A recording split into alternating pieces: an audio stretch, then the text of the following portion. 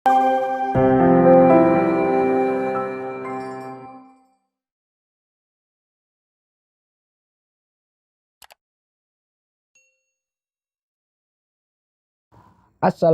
warahmatullahi wabarakatuh. Selamat datang kembali bersama saya Bahtiar Movie dalam channel 1000 Jalan. Pada video kali ini saya akan memberikan rangkuman beberapa sesi tanya jawab yang dilakukan oleh BKN dalam media briefing persiapan pelaksanaan SKB CPNS. Jadi BKN tadi menjawab beberapa pertanyaan penting teman-teman. Salah satunya adalah apakah peserta SKB CPNS wajib membawa surat keterangan hasil pemeriksaan rapid test dan membawa surat domisili, dan pertanyaan-pertanyaan yang lain seputar pelaksanaan SKB CPNS. Jadi teman-teman simak terus video ini sebagai panduan agar saat pelaksanaan tes SKB nanti teman-teman tidak salah informasi. Dan jangan lupa juga teman-teman dukung channel ini dengan klik tombol subscribe, like, dan share agar teman-teman selalu mendapat info-info terbaru seputar pelaksanaan SKB CPNS. Baik, kita simak saja rangkuman yang tadi. Pertanyaan yang pertama, tadi sebelum sesi tanya jawab, tim dari Deputi BKN menjelaskan bahwa di CPNS tahun ini ada sekitar 17.000 lebih formasi yang kosong. Dan dari penanya bertanya hal ini teman-teman, apakah 17.000 lebih formasi yang kosong akan dibiarkan tetap kosong?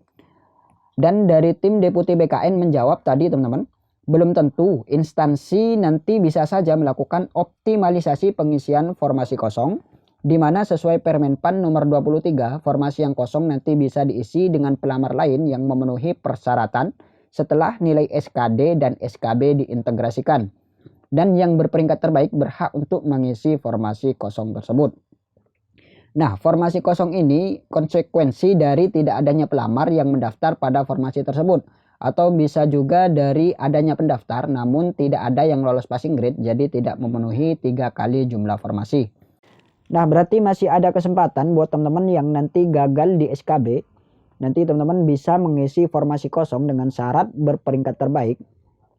Makanya nanti usahakan nilai SKB, usahakan yang tinggi teman-teman, karena nanti akan di-ranking secara global, akan digabungkan dengan beberapa pelamar yang gagal di SKB dan nanti akan di-ranking. Dan yang berperingkat terbaik itulah yang nanti yang berhak mengisi formasi kosong. Jadi usahakan nilai SKB ini tinggi teman-teman walaupun tidak lolos. Dan untuk alur atau mekanisme pengisian formasi kosong, teman-teman bisa simak video kami yang lain, karena di video yang sebelumnya kami membahas tentang formasi kosong tersebut teman-teman. Jadi teman-teman bisa simak di sana. Kemudian pertanyaan yang kedua, apakah suhu tubuh 37,3 derajat Celcius tetap ikut ujian atau digugurkan? Dan dari tim Deputi BKN tadi menjawab teman-teman, suhu tubuh 37,3 derajat Celcius tetap bisa mengikuti ujian karena suhu tersebut belum tentu bisa dikatakan positif corona. Bisa saja demam biasa atau panas biasa. Jadi masih bisa mengikuti ujian teman-teman dengan rekomendasi tim kesehatan di tempat terpisah atau tempat khusus dan dijaga oleh tim kesehatan. Maka dari itu tim Panselnas menyarankan kepada peserta SKB untuk mengisolasi mandiri selama 14 hari sebelum SKB itu dilaksanakan. Dan teman-teman disarankan juga melakukan pola hidup sehat, jaga jarak, dan tidak melakukan perjalanan apabila tidak begitu penting. Jadi teman-teman harus menjaga di sini, menjaga kesehatan, agar nanti pada saat pelaksanaan SKB teman-teman dalam keadaan sehat, tidak ada kendala apapun. Kemudian pertanyaan yang ketiga, bagaimana bila pelamar yang berserdi tidak mengikuti ujian SKB? Dan dari tim Deputi BKN tadi menjawab teman-teman, pelamar berserdi tetap harus mengikuti ujian SKB CPNS. Apabila tidak mengikuti berarti pelamar tersebut telah menggugurkan diri dengan sendirinya dalam seleksi CPNS tahun ini. Mengapa yang berserdi harus wajib ikut ujian? Karena apabila nanti di kemudian hari serdi yang dia miliki tidak diakui atau palsu, jadi dia masih memiliki nilai SKB dan masih ada kesempatan untuk lanjut ke tahap pemberkasan NIM. Nah, jadi buat teman-teman yang berserdi diwajibkan tetap mengikuti ujian SKB.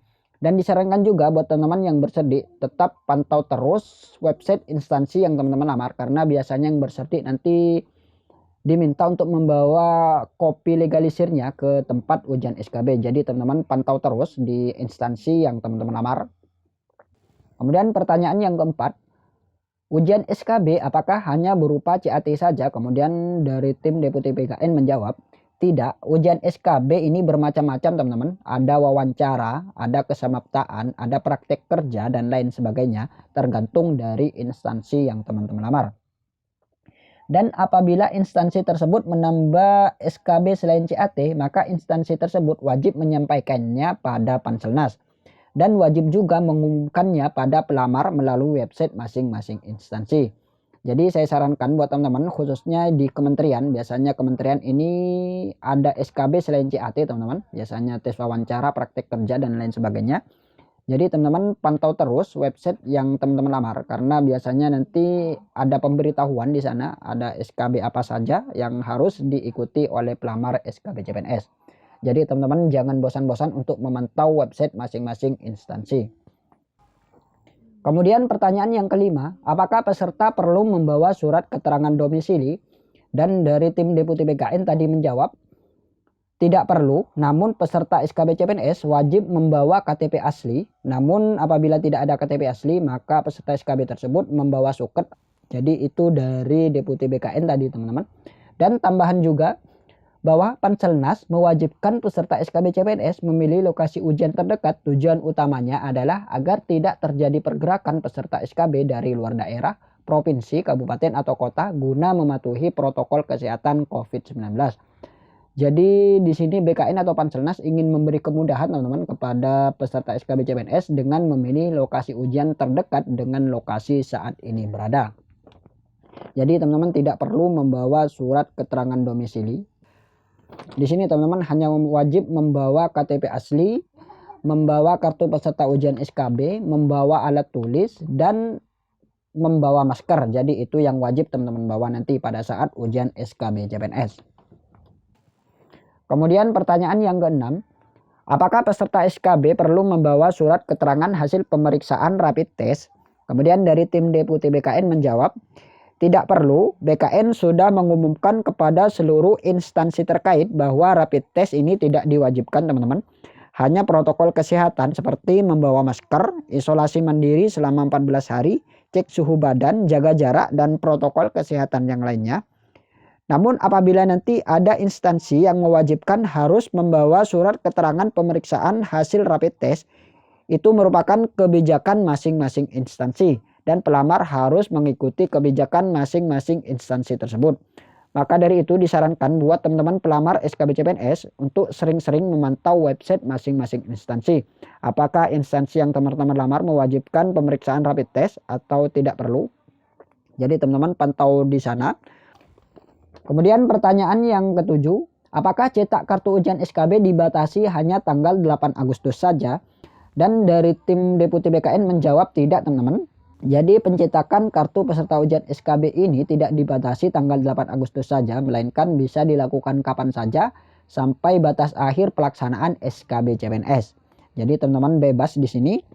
Dan juga saran dari Deputi BKN tadi buat teman-teman yang masih belum memilih titik lokasi ujian SKB CPNS, diharapkan untuk segera memilih lokasi ujian karena pada tanggal 7 Agustus ini nanti akan di-close teman-teman, akan ditutup. Mengapa pemilihan lokasi ini dibatasi sampai tanggal 7?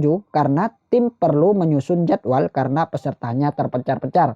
Itu sebabnya diberi waktu teman-teman. Jadi teman-teman diharapkan bisa memilih dengan tepat lokasi ujian ini. Boleh lintas daerah, lintas provinsi juga boleh teman-teman.